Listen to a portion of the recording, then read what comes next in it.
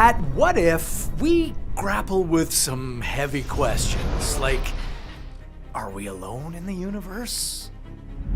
And what if we nuked every planet in the solar system? This video is sponsored by ChatLLM. Now, there are over 12,000 nuclear warheads on Earth. Maybe it's not enough to destroy Jupiter, but we did the math, and we'll get to just how many nukes it would take to destroy the iconic gas giant. And if you're wondering why we would ever do that, well, this isn't why if, it's what if. Why do we do all kinds of crazy things? Why do we climb mountains, or fly to the moon, or nuke Mercury? Because it's there. Speaking of nuking Mercury, shall we get down to business? And by business, I mean nuking every planet in the solar system? Let's do it. Mercury, the smallest planet in the solar system. It's basically a rock with an iron core and zero atmosphere. So a nuclear detonation on Mercury would behave completely different than one on our planet. When we think about the raw, destructive power of a nuclear weapon, we think about how they work here on Earth. Their devastating power and impact on human lives come largely from their effect on Earth's atmosphere.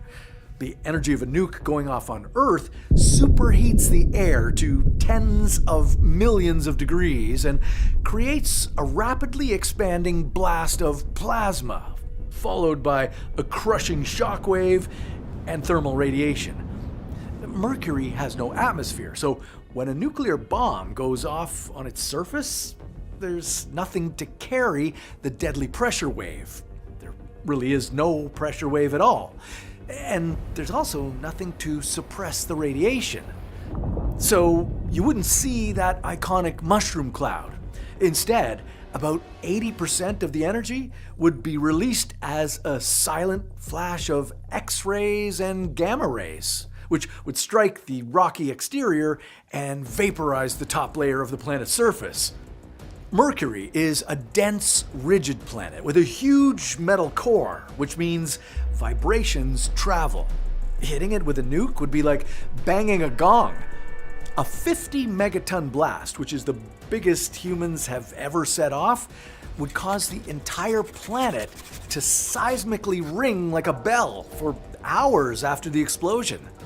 And because Mercury is relatively small, the seismic waves would ripple around it and meet up at the exact opposite side of the planet.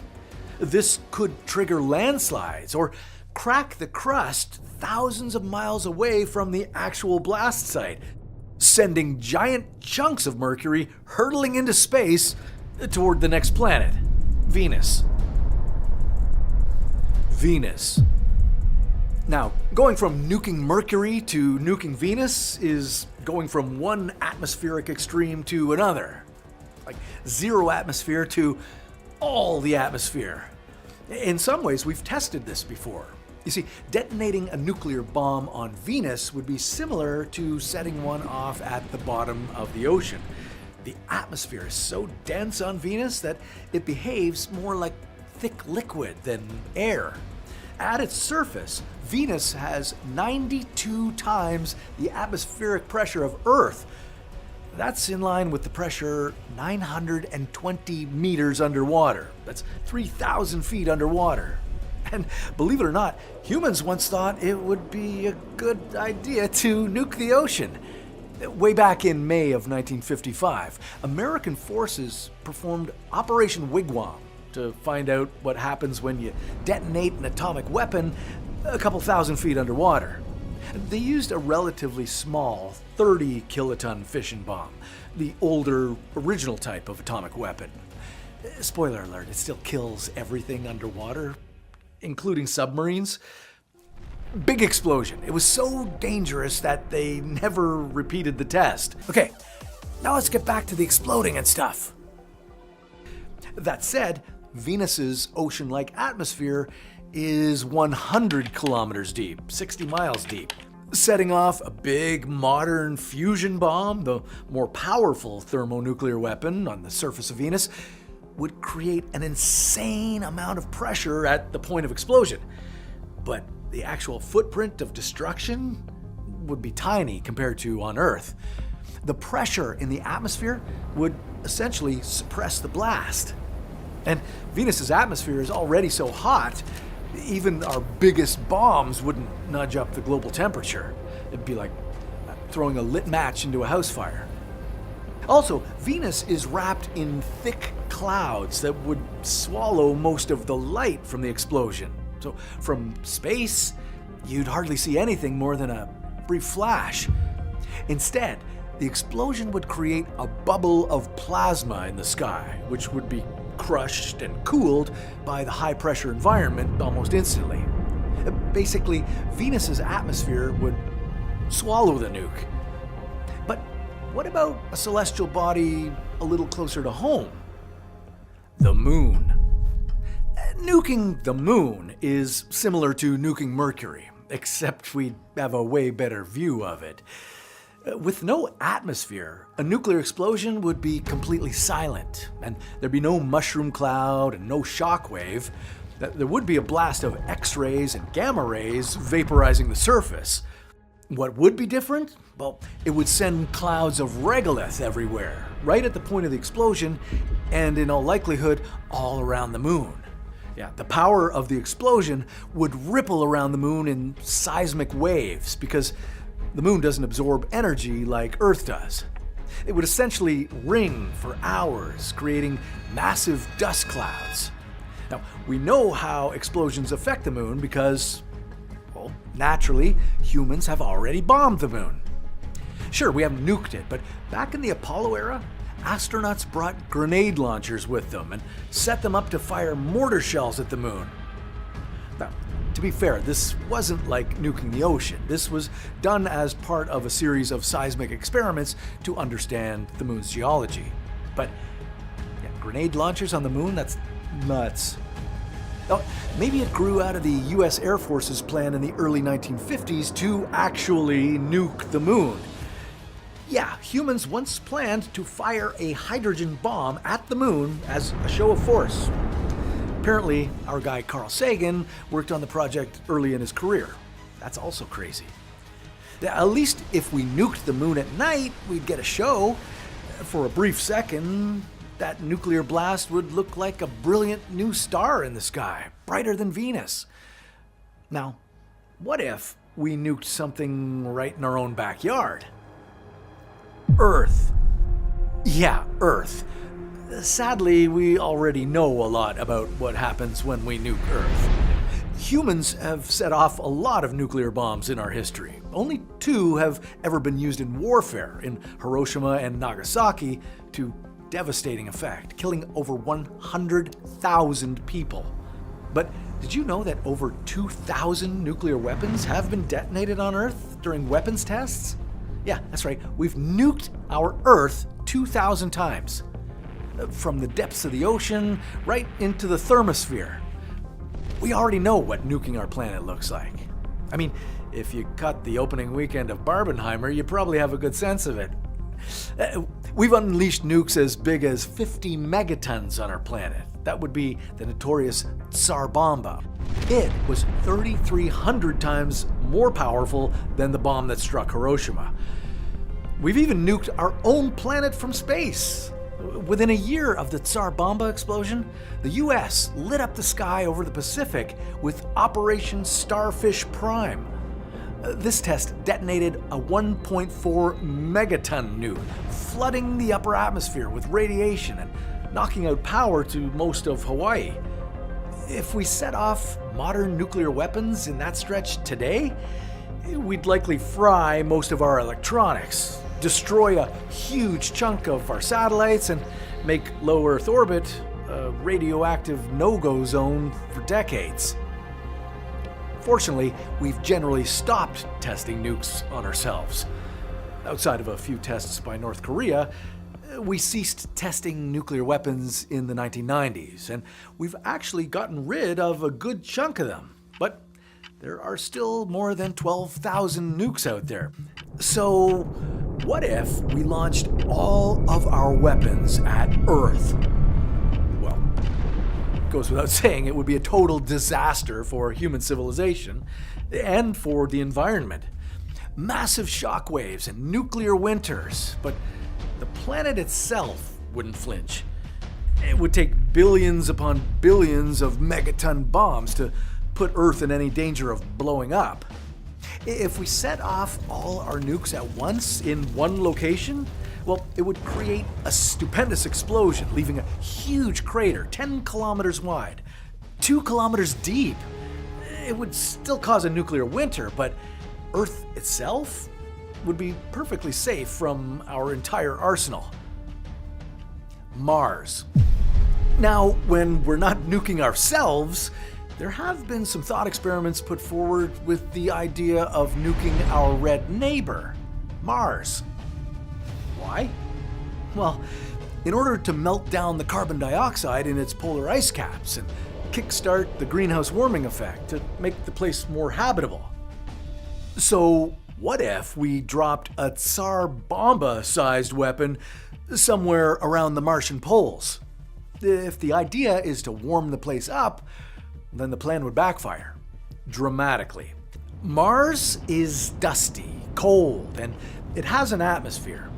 A nuclear explosion would create a sizable shockwave, along with seismic waves that would kick up so much dust into the thin atmosphere that it would block out the sun, creating a nuclear winter that would make Mars even colder than before.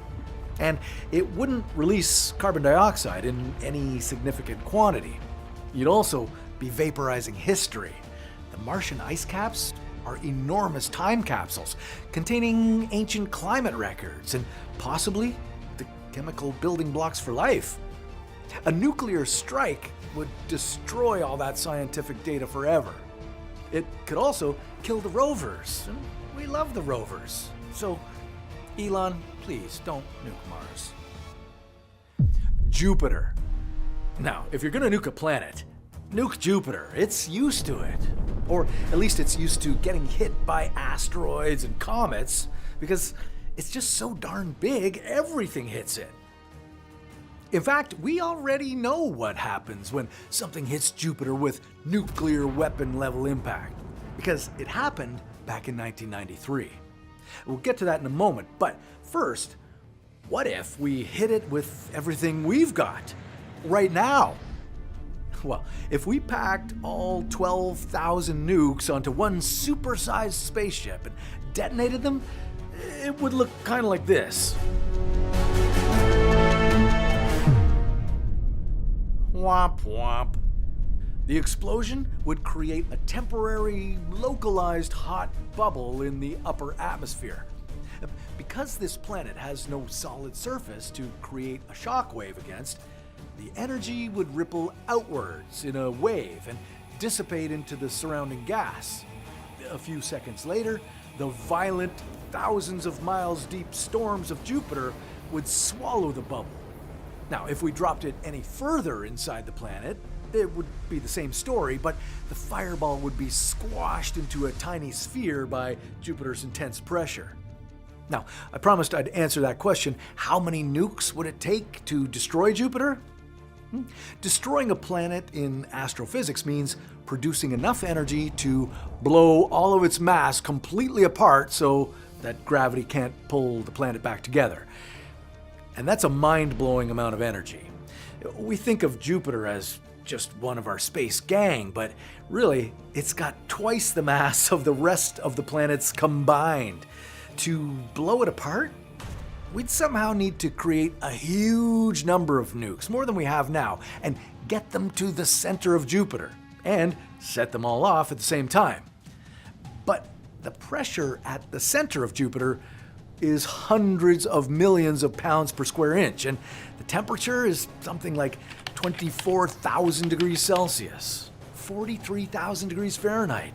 You'd need a ship that could withstand unbelievable pressure and heat just to get your nukes in there. Even the guys who said, hey, let's nuke the moon, would shake their heads. And then there's the impossible number of nukes it would take to actually explode Jupiter. because it would take approximately 100 quadrillion times the total combined nuclear arsenal of Earth to blow Jupiter to smithereens. It's not happening. But what would happen if you nuked Jupiter with today's arsenal? Well, just about nothing. Jupiter shrugs. How do we know this? Because in 1993, we watched the comet Shoemaker-Levy plow into Jupiter with the force equivalent of 300 million atomic weapons, sending plumes 2,000 to 3,000 kilometers into the atmosphere. It heated Jupiter's local atmosphere to temperatures of 40,000 degrees Celsius and left massive scars on its surface that lasted for months. But no, Jupiter didn't ignite and turn into a star, and it wasn't destroyed. It basically got a black eye and kept on trucking, because that's how Jupiter rolls. And 300 million nukes is a lot more than our 12,000. What could we nuke that would actually make a dent? Well, stick around till the end of the video to find out. Saturn. Okay, having seen what happened to Jupiter, or what didn't happen to Jupiter, you can guess what would happen if we nuked Saturn. The planet would quickly absorb the shock of the blast, and nothing else. Nuking gas giants is less satisfying than you'd think, so what if we nuked Saturn's legendary rings? Well, Saturn's rings are 1 trillion chunks of ice, so nuking them would be like a supersized version of a meteorite strike. Combustion, vaporization of ice, followed by an explosive vapor cloud shockwave that blasts a hole in the rings. And then the magnetic field would take all those particles of nuke and ice and irradiated rock and blast them into space, or suck them down into Saturn. Not long after, the rings would seemingly heal themselves. They're a dynamic system, so within just a few days, the particles would rearrange themselves and close the gap as if nothing happened. Up next, Uranus. So, what's cool about the idea of nuking Uranus? Well, if we set off a thermonuclear weapon deep in the mantle, the shockwave would hit the methane-rich layers so hard, it would snap the molecules apart. The intense pressure would turn that carbon into solid diamonds, essentially creating a localized radioactive diamond storm. And you'd get this flickering light show in completely random places across the planet that could be bright enough to be seen across the entire solar system. That's pretty cool. Neptune. The farthest planet in the solar system. If we set off a nuclear weapon this far away from Earth, it would only be visible to high-end telescopes like the Hubble or the James Webb. Now, like Uranus, Neptune is a fascinating planet with a thick gaseous atmosphere. It has layers of ice and supercritical water, and quite possibly diamond rain. Setting off nuclear bombs would just accentuate the diamond rain. Now, we know that its atmosphere is thousands of kilometers thick, so any bombs near the surface would be compressed by the pressure and make more diamond rain. You know, it's possible that there are diamonds the size of icebergs down there. But ultimately, to a planet the size of Neptune, it would hardly make a ripple. Now, what about the other fan faves from around the solar system? Well, if we hit Pluto with a nuke, it would react kind of like Mercury, except colder. There's a bigger vapor cloud because of all the incinerated ice, but there's no atmosphere, so the detonation would take on that now classic blue burst of X-ray and gamma ray energy and then quickly dissipate. Sort of like a tiny supernova pulse. What about the sun, you ask? Well, any nuclear weapon would likely melt before it could reach the surface, but if it did make it and go off, again, it's like dropping a lit cigarette into an open volcano. The sun is already a non-stop nuclear explosion. A single large X-class solar flare can release the energy of 1 billion megaton bombs all at once.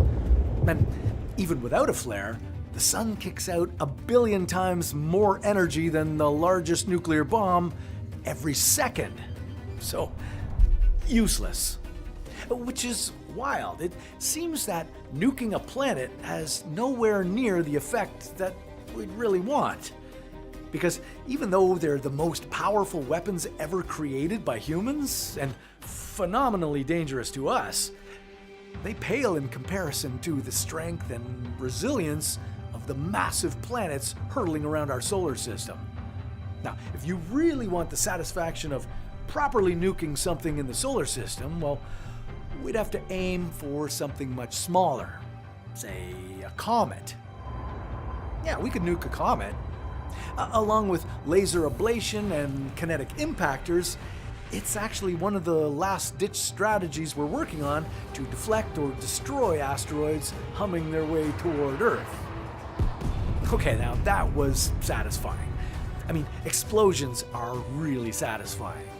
Now, you ever wonder what happens when two stars collide? Well, that's a story for another What If.